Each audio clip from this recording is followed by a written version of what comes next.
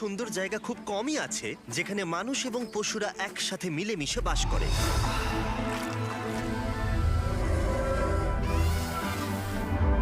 আফ্রিকার মধ্যবর্তী এক অঞ্চলে কেনিয়াতে বসবাস করে মাসাই মারা উপজাতি।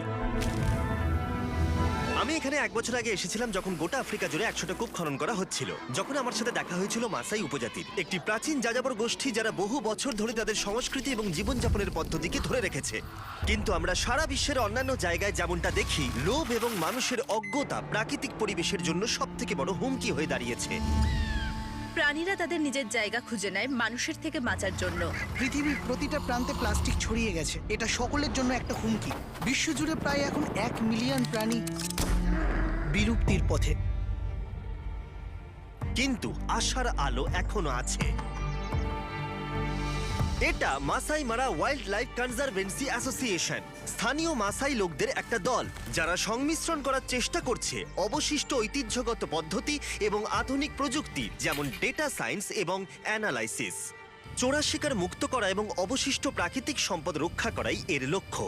কিন্তু এখনো এমন অনেক বাধা আছে যেগুলো নিয়ে কেউ কোনো কথা বলে না।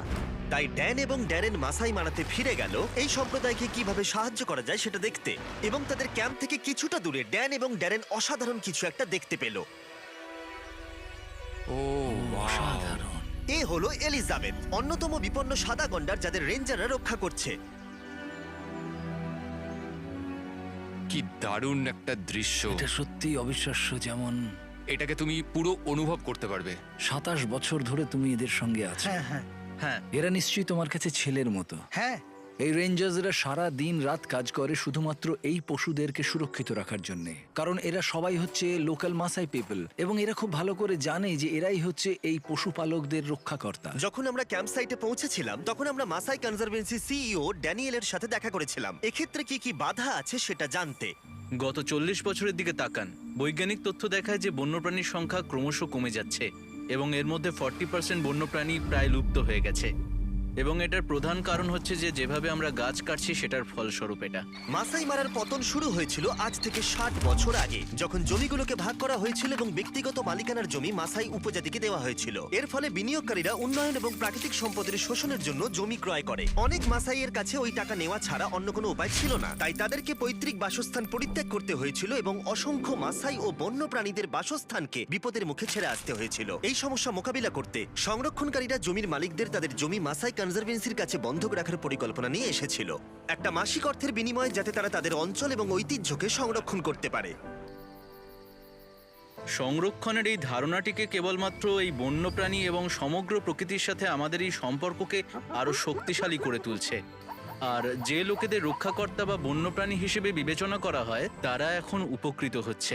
গত 18 বছরে মাসাই মারাতে 24টারও বেশি কনজারভেন্সি তৈরি করা হয়েছে, যা মাসাই উপজাতি এবং সেখানকার বন্য পরিবেশকে একসাথে উন্নত করবার সুযোগ করে দিয়েছে। কিন্তু কনজারভেন্সির লিড প্রজেক্ট ম্যানেজার টার্ন আমাদেরকে বলেছিল যে এখন প্রাকৃতিক দুর্যোগ এবং জলবায়ু পরিবর্তনের ঘটনা মাসাই উপজাতির কাছে সবথেকে বড় সমস্যার কারণ হয়ে দাঁড়িয়েছে।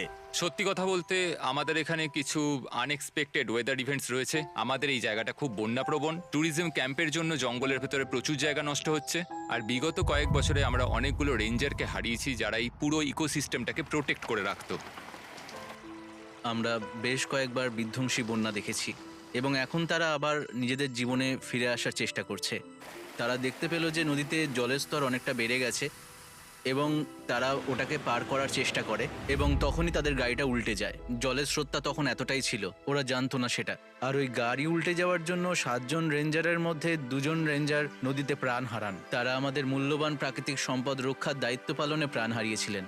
আমরা ক্ষতিগ্রস্ত পরিবারগুলোকে সাহায্য করার উপায় খুঁজে বের করার চেষ্টা করে চলেছি। 2 রেঞ্জারই তাদের বড় পরিবারের কাছে আয়ের একমাত্র উৎস ছিল, তাই তাদের মর্মান্তিক মৃত্যু পরিবার দুটির আয়ের উৎস শেষ করে দিয়েছে। আশা করছি ভবিষ্যতে আমরা এগুলোর ব্যাপারে আরো অনেক সতর্ক থাকতে পারবো যাতে এই ধরনের ট্র্যাজেডি না ঘটে। কনজারভেন্সিরা এই সমস্যার একটা সমাধান খুঁজে বার করেছে, যেটা হলো ওয়েদার স্টেশনের ইনস্টলেশন। ওয়েদার স্টেশন সেখানে খুবই প্রয়োজন ইকোসিস্টেমটাকে মনিটরিং করার জন্য, আর সবচেয়ে বড় কথা আগত বিপদ সম্পর্কে আগাম জেনে নিয়ে সেই মতো নতুন সিদ্ধান্ত নেওয়ার জন্য এবং বন্যপ্রাণ সংরক্ষণের জন্য। রেঞ্জার বেস ক্যাম্পের সব থেকে বড় অসুবিধা হলো ইলেকট্রিসিটির অভাব। এর ফলে যেটা সব থেকে অসুবিধার হয়ে পড়ে সেটা হচ্ছে ফ্ল্যাশ লাইটকে পাওয়ার দেওয়া বা কারেন্ট ওয়েদার স্টেশনকে পাওয়ার দেওয়া। ইকোসিস্টেম মনিটরিং আর ইকোসিস্টেম ম্যানেজমেন্টের জন্য এই ধরনের প্রযুক্তিগুলো আমাদের মধ্যে থাকা খুব দরকার, যাতে রেঞ্জাররা তাদের প্রয়োজন মতো কাজ করতে পারে এবং এই বন্যপ্রাণ সংরক্ষণের জন্য আরও ভালো উন্নত পদক্ষেপ আমরা